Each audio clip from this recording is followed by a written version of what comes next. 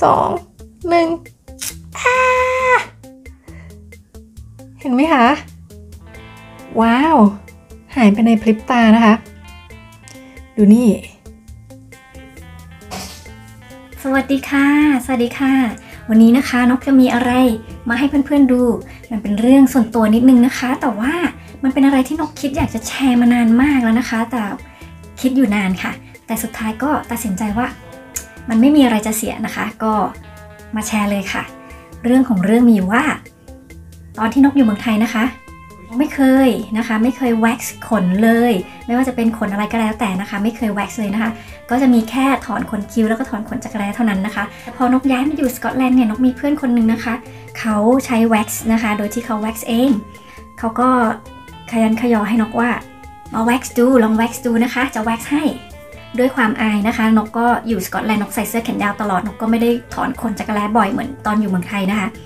นกก็แบบเฮ้ยนกก็ไม่มั่นใจนะคะว่าขนจักรแร้นกตอนนั้นเนี่ยมันเป็นอย่างไรนกก็แบบไม่นกไม่ถอนนะคะนกไม่แว็กซ์นะคะแต่เพื่อนขยันขยอจนนกต้องแว็กซ์นะคะนกก็เลยถอดเสื้อนะคะแล้วก็เอาละเขาไม่อายเราก็ไม่ต้องอายแล้วเขาก็แว็กซ์ให้นกนะคะปรากฏว่ามันถูกใจมากเลยค่ะตอนแรกเนี่ยนกถูกใจเพียงแค่ว่าความเร็วนะคะมันปึ๊ดแล้วมันก็หลุดหมดเลยนะคะนี่คือความประทับใจสิ่งแรกเพราะที่เมืองไทยเนี่ย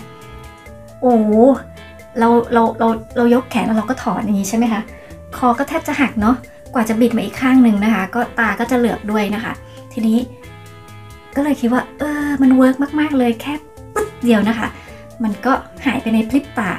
แล้วความประทับใจเรื่องที่2ก็คือว่าหลังจากที่เพื่อนแว็กซ์ให้นะคะเชื่อไหมคะว่ากว่ามันจะขึ้นเนี่ยมันนานมากเป็นเดือนๆเลยคือมันแทบจะไม่ขึ้นเลยนะคะนี่คือความประทับใจครั้งที่2ก็เลยมาเล่าให้คุณสามีฟังนะคะก็บอกเขาว่านกรู้แล้วว่านกต้องการอะไร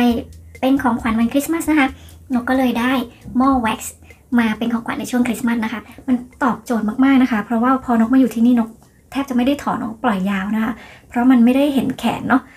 ก็ไม่ได้สนใจไงคะคือมันไม่จำเป็นต้องถอนแต่อยู่เมืองไทยเราใส่เสื้อผ้าแบบแขนสั้นบ้างแขนกุดบ้างใช่ไหมคะเราก็ต้องถอนตลอดแหละแล้วมันถอนบ่อยมากๆนะคะบ่อยจนแบบชินอะถอนจนชินแต่คือเราก็ไม่ชอบที่จะถอนนะคะเราทำด้วยความจำเป็นแบบนี้นะคะแต่พอนกมาใช้แว็กซ์แล้วพอเพื่อนมาแว็กซ์ให้แล้วนกประทับใจมากนกก็เลยคิดว่านกจะใช้มันแล้วก็เป็นสิ่งนี้ที่นกอยากจะมาบอกกับเพื่อนๆคนไทยเพราะเชื่อว่าหลายๆคนก็ยังถอนอยู่นะคะเหมือนที่นกก็ไม่เคยรู้นะคะจนเพื่อนมาแนะนำนี่แหละก็เลยรู้แล้วคิดว่ามันเวิร์กมากๆนะคะก็อยากจะมาบอกเพื่อนๆว่าลองนะคะลองดูนะ เอาละค่ะก็มาถึงขั้นตอนนะคะเดี๋ยวนกจะโชว์เพื่อนๆก่อนว่ารักแร้นกเนี่ยมันเป็นยังไงเนี่ยค่ะอายนะเนี่ยไม่มีอะไรจะเสียแล้วนะคะค่ะนี่นะคะนี่คือแบบว่าเต็มนะคะเห็นชัดไหมคะอันนี้คือเต็มแต่ข้างขวาจะมากกว่าข้างซ้ายนิดนึงนะคะอันนี้ก็คือเต็มแล้วนะคะอันนี้นกไม่ได้ถอนเลยแล้วก็แว็กซ์ครั้งสุดท้ายนี่ก็จำไม่ได้แล้วนะคะพูดตรงเลยจำไม่ได้แต่ถ้าเป็นการถอนเนี่ยถ้ามันถอนเนี่ยมันต้องถอนบ่อยๆมากๆเลยนะคะอย่างน้อยต้องอาทิตย์ละครั้งถูกไหมคะถ้าเราถอนอ่ะมานี่นกโชว์รักแร้นกไปแล้วนะคะทีนี้จะมาโชว์หม้อแว็กซ์นะคะคุณสามีซื้อให้นะคะนกไม่ได้เลือกอะไรเลยนะคะแค่บอกเขาว่าอยากได้แว็กซ์แบบนี้นะคะเล่าให้เขาฟังแล้วก็เขาก็ซื้อมาให้เองนะคะเป็นตัวนี้นะคะตัวหม้อก็เป็นอย่างนี้ค่ะแบบรูปเลยนะคะแล้วก็จะมีถังข้างในนะคะไว้อุ่นค่ะเหมือนหม้ออุ่นอะไรแบบนี้เลยนะคะแล้วก็มีปลั๊กนะคะแล้วก็มีฝาด้วยนะคะมีฝาส่วนกล่องนี้จะมีอะไรมาให้บ้างนะคะก็มีไม้พายนะคะเขาเรียกไม้พายหรือเปล่าไว้ป้ายนะคะไว้ป้ายแว็กซ์ก็มาป้ายที่รักแร้เรานะคะแล้วก็มีเม็ดพวกนี้ค่ะเป็นเม็ดแว็กซ์นี่แหละค่ะมีหลายสีมากนะคะอันนี้สีหนึ่งนะคะมีหลายสีมากค่ะนี่สีส้มซึ่งตอนแรกนะคะเราก็ดูนะคะว่ามันต่างกันยังไงนะคะแต่ละสีมันก็ไม่ได้มีความต่างอะไรนะคะมันเป็นเพียงแค่ทำสีให้สวยงามเท่านั้นเองนี่นะคะสีเหลืองนี่เป็นออกสีน้ำเงินนะคะสวยมากแต่ละสีแต่ตอนนี้นะคะเราก็ใช้ทีละสีนะคะก็ไม่อยากแกะทุกถุงนะคะก็เลยแกะสีเขียวมาใส่กล่องแบบนี้ไว้นะคะจะได้ใช้ง่ายนะคะไม่ต้องหนีบทีนี้นะคะมาดูกันเลยเดี๋ยวน้องจะเสียบปลั๊กก่อนนะคะนี่ค่ะเห็นไหม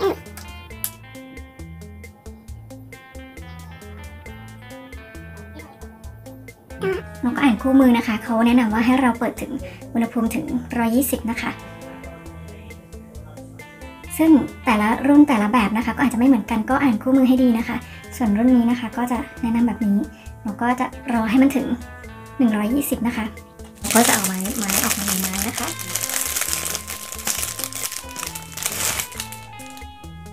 เหมือนไม้ไอติมเลยเนาะช่วงนี้ก็รอให้เครื่องทำความร้อนละลายแว็กซ์ก่อนนะคะถ้ามันไม่พอน้อยไปยังไงก็สามารถเติมได้นะคะจะบอกว่าเหม็นมากนะแต่มันสวยเนาะมันน่ารักดีชอบเม็ดมันงามอ่ะมันเหมือนแบบพลอยอะค่ะแต่ละสีก็สวยงามนะคะตอนนี้เครื่องก็ขึ้นมาถึง99แล้วนะคะ100แล้วต้องขออภัยนะคะเพราะว่าสายมันสั้นไม่สามารถที่จะลากมาได้นะคะนกเริ่มตื่นเต้นแล้วนะคะเพราะว่ากลัวความร้อนด้วยบางครั้งเนี่ยรักแร้เราเนี่ยมันจะเป็นพื้นที่ที่อ่อนใช่ไหมคะแต่ว่าจะต้องมาเจอกับความร้อนเนี่ยแล้วมันก็ไม่ได้โดนบ่อยๆด้วยมันก็เลยไม่ค่อยชินนะคะทุกอย่างละลายหมดแล้วนะคะตอนนี้นะคะจะยกให้ดูว่าไหมคะตอนนี้คือมันเหลวมากนะคะเราก็ไม่สามารถที่จะปาดเราก็จะรอให้มันเย็นนิดนึงนะคะอันนี้คือเป็นการละลายเม็ดนะคะพอเม็ดละลายหมดแล้วก็คือรอให้มันหนืดว่าง่ายๆนะคะมันเริ่มเย็นมันก็จะหนืดเองแล้วก็ต้องใช้ความไวนิดนึงนะคะทริคตรงนี้ต้องใช้ความไวเพราะถ้าเราทำไปแล้วเนี่ยมันก็เย็นเร็วนะคะมันจะแข็งตัวเร็วเอาละค่ะนกคิดว่ามันพอจะเริ่มได้ที่แล้วนะคะกลัวร้อนอยู่นะคะมาดูกันค่ะนกต้องไม่ให้มันหยดด้วยนี่นะคะปาดขึ้นไปตามขนนะคะเห็นไหมคะมันจะไหลอุ่นๆนิดนึงค่ะปาดขึ้นไปให้ปิดขนให้หมดเลยนะคะเห็นไหมคะมันเริ่มแห้งแหละนี่นะคะเห็นไหมคะพอมันแห้งแล้วมันก็จะแข็งแหละเราจะรู้สึกได้เลยนะคะเหนียวเนี่ยทีนี้นะคะก็รอให้มันแห้งไม่นานค่ะเนี่ยมันแห้งเลยอ่ะมันแห้งเลยจับได้เลยนะคะดูเป็นก้อนๆเลยนะคะทีนี้เรามาดึงกันนะคะนี่เราก็เห็นไหมคะเราก็หาที่จับก่อนรูดลงมานะคะหาที่จับได้แล้วปุ๊บ3 2 1เห็นไหมคะว้าวหายไปในพริบตานะคะดูนี่เห็นไหมคะโอ้โหนกไม่อยากจะเชื่อว่านกทำได้ดีมากในการทำให้เพื่อนๆดูครั้งนี้นะคะทีนี้ก็จะเหลือเศษนี้นะคะก็รูดมันออกมาค่ะง่ายๆปกตินกก็จะทำก่อนอาบน้ำนะคะสิ่งที่ห้ามลืมเลยนะคะหลังจากที่แว็กซ์แล้วเนี่ยควรจะทาครีมนะคะเพราะบางทีเราจะรู้สึกแสบๆช่วงแรกๆนะคะโหดูสิคะ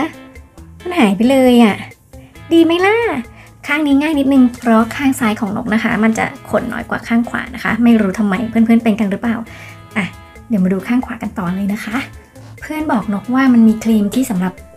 after wax แบบนี้นะคะเหมือน after shave แบบนี้นะคะสำหรับคุณผู้ชายแต่นกไม่มีนะคะนกใช้ครีมของลูกนะคะก็ทามันไปเพื่อไม่ให้เพื่อการเขาเรียกอะไรนะคะไม่ให้ลูกขุมขนแสบประหลาดแบบนี้นะคะก็เพียงเท่านี้เองนะคะโอ้โหมันหายไปเลยอะเฮ้ยอย่างกับเมจิกเลยค่ะเห็นไหมไม่รู้นะคะเพื่อนๆไอ้นี่กันหรือเปล่าแต่ว่าสำหรับนกมันตื่นเต้นมากนะคะนกคิดเลยว่านกอยากจะมาแชร์นะคะแต่ที่นกทิ้งไว้นานมากเนี่ยเพราะว่าด้วยความที่ไม่แน่ใจนะคะว่าเราควรจะมาโชว์รักแร้ของเราให้เพื่อนๆดูหรือเปล่าอ่ะเริ่มจะเหนียวแล้วเดี๋ยวนกขอเปิดไฟนิดนึงนกก็โชว์ข้างนี้ให้ดูนกจะบอกว่าข้างขวาเนี่ยขนเยอะกว่านะคะแล้วที่สำคัญเนี่ยเราต้องทำมือซ้ายนะคะก็จะไม่ค่อยถนัดนิดนึงแต่เมื่อกี้เราทำมือขวาเนาะเราก็จะปาดดีนิดนึงนะคะแต่เนี่ยเดี๋ยวนกก็ต้องใช้มือซ้ายในการปาดเขานะคะก็มาลุ้นกันค่ะไม่ได้ทำบ่อยๆเลยอะซึ่งนกยังไม่เข้าใจว่าเขาให้เม็ดเรามาเยอะทำไมนะเพราะเราไม่ได้ใช้มันบ่อยขนาดนั้นนะคงเป็นปีๆแน่เลยกว่านกจะใช้มันหมดนะคะแต่นกแบบว่าแนะนำเลยอะนะคะเพื่อนๆมันเร็วง่ายที่ดีไปกว่านั้นคือมันอย่างที่บอกนะคะมันนานกว่าที่มันจะขึ้นจำไม่ได้ว่าครั้งสุดท้ายแว็กซ์ไปเมื่อไหร่แล้วก็เทคนิคอีกอย่างหนึ่งนะคะแนะนำนะคะเวลาที่คุณเอามาปาดเนี่ยคือควรจะทีเดียวนะคะควักออกมาให้มันเยอะเท่าที่จะใช้เลยไม่งั้นมันไม่ทันนะคะถ้าปาดนิดเดียวเราไปจิ้มมาใหม่มาปาดอีกเนี่ยอันของเก่ามันแห้งไปแล้วนะคะมันก็ควรจะดึงออกมาก่อนแล้วค่อยทำใหม่เพราะว่าข้างนี้นกจะเอาเหนียวนิดนึงนะคะแล้วก็เยอะนิดนึง เหนียวนิดนึงแล้วก็เยอะนิดนึงเพราะว่าข้างนี้ของนกมันเยอะกว่านะคะมาค่ะโอ้มันยืดนะคะโอ้มันจะร้อนไหมเนี่ยนกตักมันออกมาเลยด้วยมือค่ะมือซ้ายไม่ค่อยถนัดเนี่ยนกพยายามจะมองกล้องด้วยแล้วก็พยายามจะทำด้วยมือซ้ายให้มันแบบถนัดให้มันได้ขนทุกเส้นนะคะเห็นไหมคะก็จะไม่ค่อยเรียบเหมือนข้างเมื่อกี้นะคะเริ่มแห้งแล้วเห็นไหมคะเร็วไหมเห็นไหมคะแห้งทันทีเลยติดเลยเห็นไหมคะนะคะเห็นไหมคะเราก็จะเริ่มดึงแล้วนะคะ3 2 1แผ่นใหญ่อยู่นะคะข้างนี้เอาใหม่อีกรอบนึงนะคะกลัวจะดึงหลุดไม่หมด3 2 1เห็นไหมคะนี่เหมือนจะยังไม่ค่อยหมดข้างนี้มันไม่ติดนะคะนี่แต่ว่ามันก็ออกมาเยอะอยู่นะคะเห็นไหมคะว้าวอยู่ดีแหละนี่นะคะนกก็จะต้องเพิ่มอีกนิดนึงนกมองไม่ค่อยเห็นนี่นะคะยังเหลือนิดนึงเนาะมันไม่เจ็บอย่างที่คิดนะคะครั้งแรกที่ทำนี่ก็แบบกลัวนิดนึงแต่จริงๆแล้วมันก็โอเคเลยเผื่อเพื่อนๆจะมีไอเดียนะคะเอาไปใช้นะคะลองดูมันดีมากเลยนกไม่ได้มาพูดถึงว่า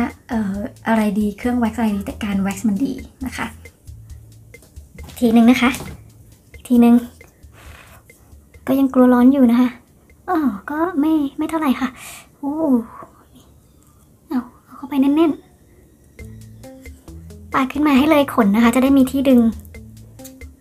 เนี่ยติดเลยไหมคะยืดแล้วมันแห้งเร็วมากเนี่ยแห้งเลยขอพอจับได้เลยเริ่มดึงกันนะคะดูดีว่ารอบนี้มันจะหลุดไหมนะคะพร้อม3 2 1ปาดเรียบเลยค่ะเห็นไหมคะโอ้อะไรชีวิตมันจะง่ายขนาดนี้เพื่อนเห็นหรือยังว่าทำไมนกถึง